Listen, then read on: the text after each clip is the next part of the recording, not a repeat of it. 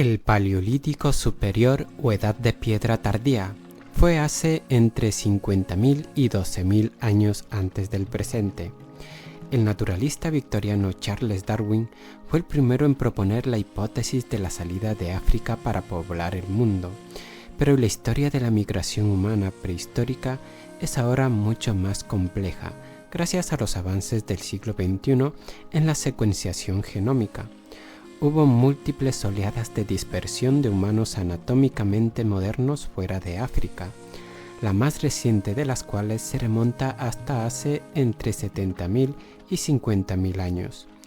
Las primeras oleadas de migrantes humanos podrían haberse extinguido o haber regresado a África. Además, una combinación de flujo genético desde Eurasia hacia África y mayores tasas de genética entre los asiáticos orientales en comparación con los europeos hizo que estas poblaciones humanas divergieran entre sí en distintos momentos.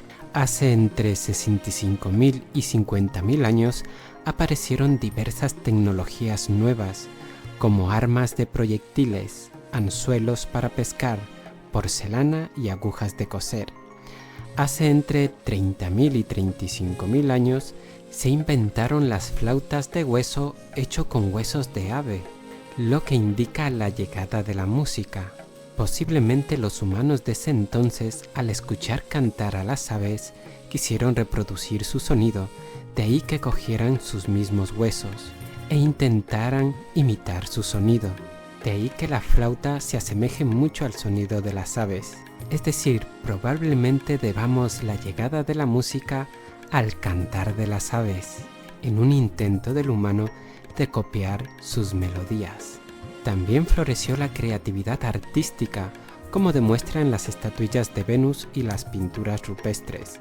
En diferentes partes del mundo se han encontrado pinturas rupestres no solo de animales reales, sino también de criaturas imaginarias que podrían atribuirse de forma fidedigna al Homo sapiens. Es cuando surge la imaginación creativa, un poder mental que nos ha llevado hasta el día de hoy a inventar artefactos que antes no existían y que surgieron primero en el imaginario humano antes de ser inventadas, como cualquier cosa por la que ahora mismo estamos rodeados: ordenadores, mesas, móviles, etc. Las pinturas rupestres más antiguas que se han encontrado tienen 44.000 años. Para los investigadores, estas obras de arte e invenciones representan un hito en la evolución de la inteligencia humana. Las raíces de la narración de historias allanan el camino para la espiritualidad y la religión. Los expertos creen que este repentino gran salto adelante, como lo llama el antropólogo Jared Diamond, se debió al cambio climático. Hace unos 60.000 años, en plena era glacial, hacía mucho frío en el extremo norte, pero las capas de hielo absorbieron gran parte de la humedad de África, haciendo que el continente fuera aún más seco y las sequías mucho más frecuentes. El resultado fue un cuello de botella genético que llevó al Homo sapiens al borde de la extinción y un éxodo masivo de África. Sin embargo, sigue siendo incierto hasta fecha de hoy si esto se debió o no a algunas mutaciones genéticas favorables, por ejemplo, en el gen relacionado con el lenguaje y el habla.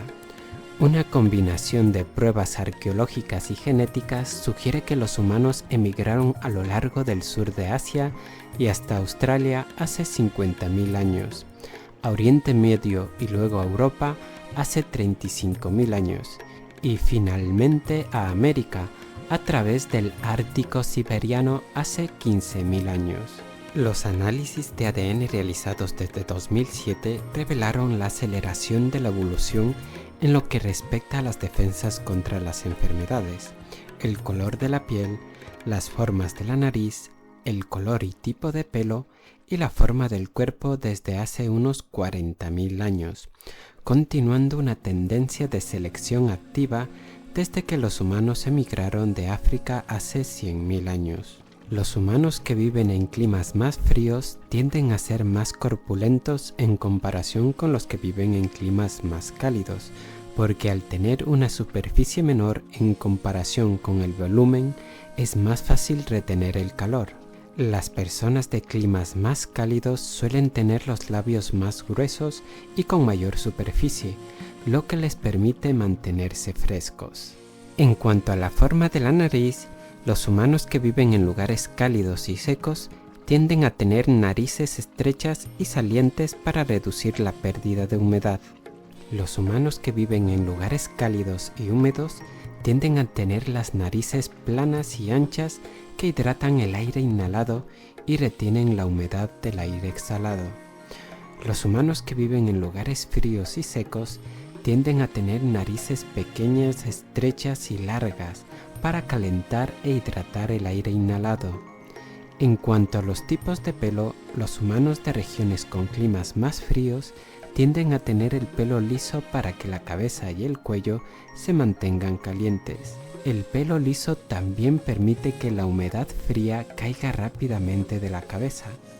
Por otro lado, el pelo apretado y rizado aumenta las zonas expuestas del cuero cabelludo, lo que facilita la evaporación del sudor y permite irradiar el calor a la vez que se mantiene alejado del cuello y los hombros.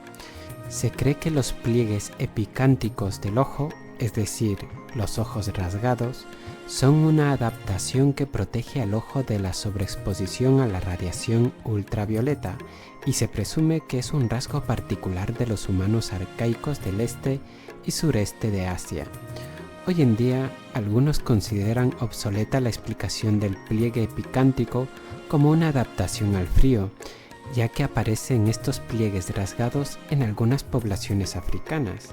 El Dr. Frank Preurer, antropólogo físico de la Universidad Estatal de Ohio, llegó a la conclusión de que el pliegue epicántico podría ser una adaptación a las regiones tropicales y que ya formaba parte de la diversidad natural de los primeros humanos modernos.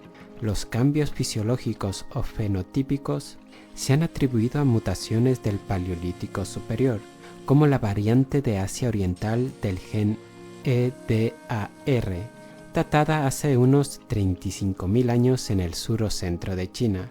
Los rasgos afectados por la mutación son las glándulas sudoríparas, los dientes, el grosor del pelo y el tejido mamario. Mientras que los africanos y los europeos son portadores de la versión ancestral del gen, la mayoría de los asiáticos orientales tienen la versión mutada. Al probar el gen en ratones, los científicos del Instituto Broad descubrieron que la versión mutada aporta tallos pilosos más gruesos, más glándulas sudoríparas y menos tejido mamario. Las mujeres de Asia Oriental son conocidas por tener unos pechos comparativamente pequeños y los asiáticos orientales en general suelen tener el pelo grueso. El equipo de investigación calculó que este gen se originó en el sur de China, que era cálido y húmedo, lo que significaba que tener más glándulas sudoríparas sería ventajoso para los cazadores-recolectores que vivían allí.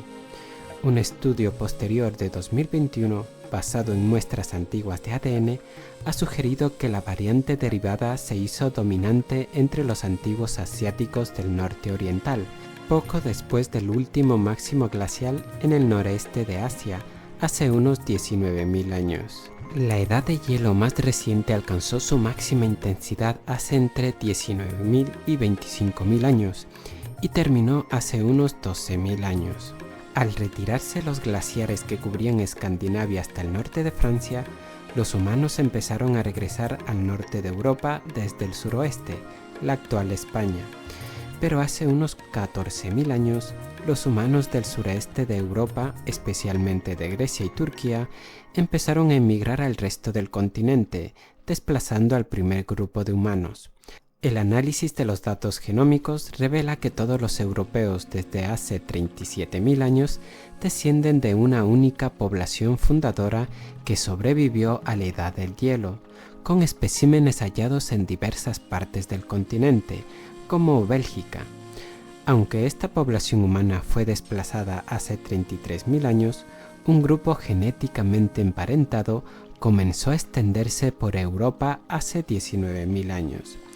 La divergencia reciente de los linajes euroasiáticos se aceleró significativamente durante el último máximo glacial, el Mesolítico y el Neolítico, debido al aumento de las presiones de selección y a los efectos fundadores asociados a la migración.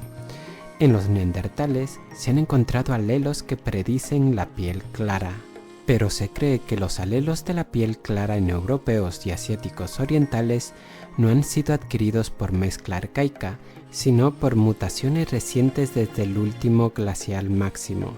Los fenotipos de pigmentación del pelo, los ojos y la piel asociados a los humanos de ascendencia europea surgieron durante el último máximo glacial hace unos 19.000 años, y también muy probablemente en el Cáucaso. En los últimos 20.000 años aproximadamente, la piel más clara ha evolucionado en Asia Oriental, Europa, Norteamérica y África Meridional.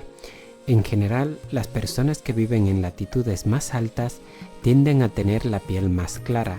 La variación del gen para los ojos azules aparece por primera vez hace unos 14.000 años en Italia y el Cáucaso. Los Inuit son pueblos que habitan en las regiones árticas de América del Norte. La adaptación de estos a una dieta rica en grasas y a un clima frío se ha atribuido a una mutación que data del último máximo glacial hace 20.000 años. La capacidad craneal media de las poblaciones humanas masculinas modernas varía entre 1.200 y 1.450 centímetros cúbicos. Los mayores volúmenes craneales se asocian a regiones climáticas más frías, encontrándose los promedios más elevados en poblaciones de Siberia y el Ártico. Los humanos que viven en el norte de Asia y en el Ártico han desarrollado la capacidad de desarrollar gruesas capas de grasa en la cara para mantener el calor. Además, los Inuit suelen tener caras planas y anchas, una adaptación que reduce la probabilidad de sufrir congelaciones. Tanto los neandertales como los cromañones tenían un volumen craneal algo mayor de media que los europeos modernos, lo que sugiere la relajación de las presiones de selección para un mayor volumen cerebral tras el final del último máximo glacial. Los aborígenes australianos que viven en el desierto central, donde la temperatura puede descender por debajo del punto de congelación durante la noche, han desarrollado la capacidad de reducir su temperatura corporal sin tiritar. Y eso es todo por hoy en Historia Infinita. Si te ha gustado el vídeo, no olvides suscribirte, darle a me gusta y a la campanilla para que te lleguen las notificaciones. Un abrazo y nos vemos en el próximo vídeo.